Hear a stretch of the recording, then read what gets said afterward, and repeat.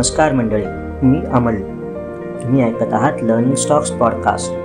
या पॉडकास्टमध्ये आपण बोलणार आहोत स्टॉक मार्केटबद्दल, टेक्निकल ॲनालिसिसबद्दल, फंडामेंटल ॲनालिसिसबद्दल, प्रोफेशनल ट्रेडिंग म्हणजेच रिझल्ट ओरिएंटेड ट्रेडिंगमध्ये येणाऱ्या प्रॉब्लेम्सबद्दल आणि त्याच्या सोल्युशन्सबद्दल देखील. हा अनुभव खूपच इंटरेस्टिंग असणार आहे, एंटरटेनिंग असणार आहे. यातून तुम्हाला खूप काही शिकायला मिळणार आहे आणि त्यातून तुम्ही अधिक चांगले ट्रेडर किंवा इन्व्हेस्टर बनू शकणार आहात. चला तर मग सुरू करूया आजचा एपिसोड. तुम्ही जर साधारणपणे 6 महिने वर्षभर ट्रेडिंग करत राहिलात तर तुम्हाला अनेक प्रकारच्या दुःखांचा सामना करावा लागेल. असं जर का मी म्हटलं तर, अरे कसले दुःख? आम्ही तर खूप व्यवस्थितपणे विचार करून, अभ्यास करून, ॲनालिसिस करून मग बाईंग सेलिंग करणार आहोत आणि आमचा लॉस लिमिटेड ठेवण्याचा प्रयत्न करणार आहोत, आमचा प्रॉफिट वाढवत राहण्याचा प्रयत्न करणार आहोत. असा विचार जर तुमच्या मनात आला असेल तर तो चुकीचा नाही आणि हेच तुम्हाला सगळ्या ठिकाणी सांगितलेलंही असतं. गंमत म्हणजे आम्ही पण आमच्याकडे जे लोक ट्रेनिंग घ्यायला येतात त्यांना देखील हेच सांगतो, पण त्याचबरोबर हे देखील सांगतो की एवढं सगळं करूनसुद्धा ट्रेडिंगमध्ये तुम्हाला अनेक दुःखांचा सामना करावा लागणार आहे. कसली दुःख? लॉस झाल्याचं दुःख, आता हे आपण समजू शकतो. कमी प्रॉफिट झाल्याचं दुःख, हे पण आपण समजू शकतो.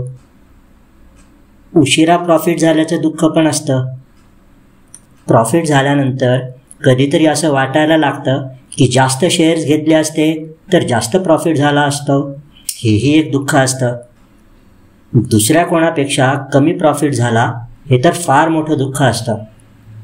आता समजा तुम्ही 2 शेअर्सचं ॲनालिसिस केलं, दोन्हीपैकी कुठला तरी एकच घेणं शक्य आहे.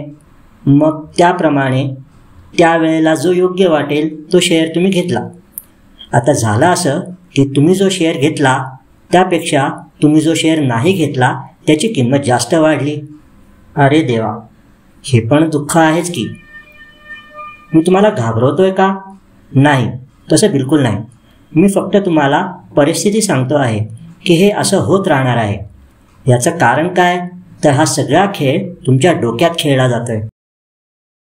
ट्रेडिंगमध्ये खूप प्रायव्हसी आहे.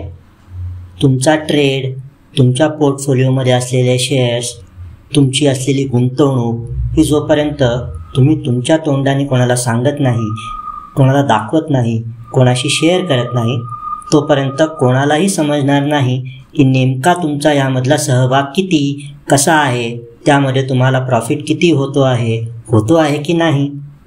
आता याच्यामुळे होतं काय की बराच वेळा गोष्टी स्वतःपुरत्या ठेवल्या जातात, स्वतः पाशी ठेवल्या जातात, फारशा कोणाशी शेअर केल्या जात नाही आणि मग त्याच्यातून हे सगळे वेगवेगळे विचार डोक्यामध्ये घोळ घालायला लागतात आणि मग इरिटेट व्हायला लागतं आणि मग ही सगळी वेगवेगळी दुःख. मग आता त्यावर काही सोल्युशन आहे का नाही? काही सोप्या गोष्टी आहेत ज्या तुम्ही करून बघा आणि मग वर मी ज्या गोष्टी तुम्हाला सांगितल्या त्यापैकी कुठल्याच गोष्टी तुम्हाला फारशा त्रास देणार नाही. काय करायचं आहे? सगळ्यात पहिले ट्रेडिंग किंवा इन्व्हेस्टमेंट स्वतःसाठी करायचं. मला पैसा कमवायचा आहे म्हणून मी ट्रेडिंग किंवा इन्व्हेस्टमेंट केलं पाहिजे. दुसऱ्यांना दाखवण्यासाठी ते बिलकुल करायचं नाही. दुसरं, माझा परफॉर्मन्स कसा आहे, माझी इम्प्रूव्हमेंट होती आहे की नाही, फक्त ह्या गोष्टींकडे मी लक्ष दिलं पाहिजे. दुसऱ्याचं कसं चाललं आहे, दुसऱ्याच्या पोर्टफोलिओमध्ये डोकून बघण्याची सवय कमी केली पाहिजे, इनफॅक्ट सोडली पाहिजे. तिसरं, प्रॉफिट इज प्रॉफिट. आज अशी परिस्थिती आहे की फारसे ट्रेडर्स कन्सिस्टंटली प्रॉफिट मिळवू शकत नाही आहेत.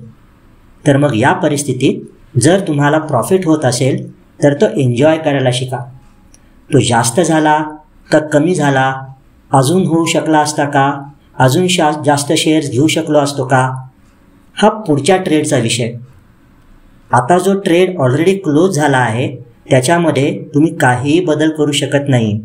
त्यामुळे जर तुम्हाला प्रॉफिट झाला असेल तर तो एन्जॉय करायला शिका. पुढे घेतल्या जाणाऱ्या ट्रेडमध्ये त्यातून काही गोष्टी शिकता येण्यासारख्या असतील तर त्या नक्की शिका आणि इम्प्लिमेंट करा, काहीच हरकत नाही. मात्र आत्ताचा प्रॉफिट एन्जॉय करायला शिकता आलंच पाहिजे. मग लॉस झाला असेल तर त्यामागची कारणं लक्षात घ्या आणि त्या चुका पुन्हा रिपीट न करण्याचा प्रयत्न करा. Loss is not the end of the world. हा लॉस नंतर तुम्हाला रिकवर किंवा कॅरी फॉरवर्ड पण करता येतो. इन्कम टॅक्समध्ये तशी काही प्रावधानं आहेत ज्याबद्दल आपण नंतर बोलूयाच. फक्त लॉसला घाबरून जाऊ नका एवढंच सध्या लक्षात ठेवा. आणि सगळ्यात महत्त्वाचं, ट्रेडिंग करायचं तर तो एक व्यवसाय म्हणून. व्यवसाय करताना ज्या पद्धतीने पूर्णपणे खात्री झाल्याशिवाय गुंतवणूक केली जात नाही. प्रॉफिट मिळेलच, परतावा मिळेलच, रिटर्न्स मिळतीलच, धंदा चालेलच याची जोपर्यंत व्यवस्थित खात्री होत नाही तोपर्यंत धंदा सुरू केला जात नाही, हो ना? मग त्याचप्रमाणे व्यवस्थित पद्धतीने पूर्ण खात्री झाल्याशिवाय ट्रेड घेऊ नका. ट्रेड घेणं हे कंपल्शन नाही.